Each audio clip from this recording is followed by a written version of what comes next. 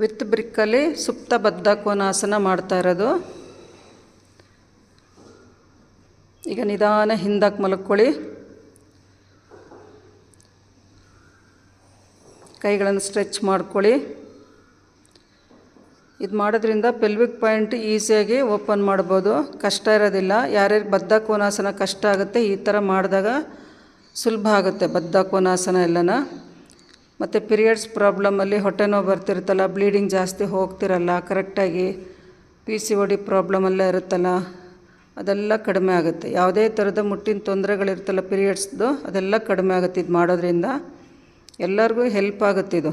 ಮತ್ತು ಬೆನ್ನೋವು ಕಡಿಮೆ ಆಗುತ್ತೆ ಇದು ಮಾಡೋದ್ರಿಂದ.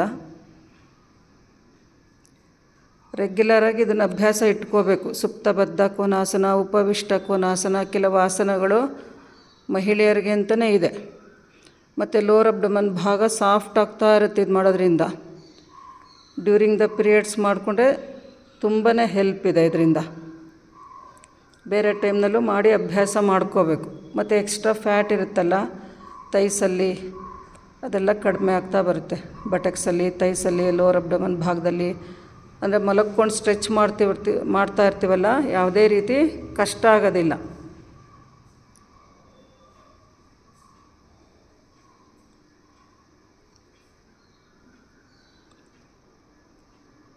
ನಿಧಾನ ಮೇಲಕ್ಕೆ ಬನ್ನಿ.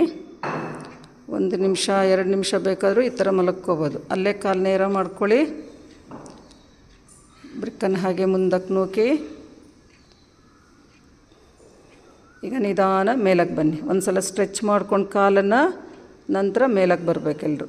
ಮೇಲಕ್ಕೆ ಬನ್ನಿ, ನೇರ ಕೂತ್ಕೊಳ್ಳಿ. ಕಾಲುಗಳು ಬೇಕಾದ್ರೆ ಒಂದು ಸಲ clockwise anticlockwise ಮಾಡಿ,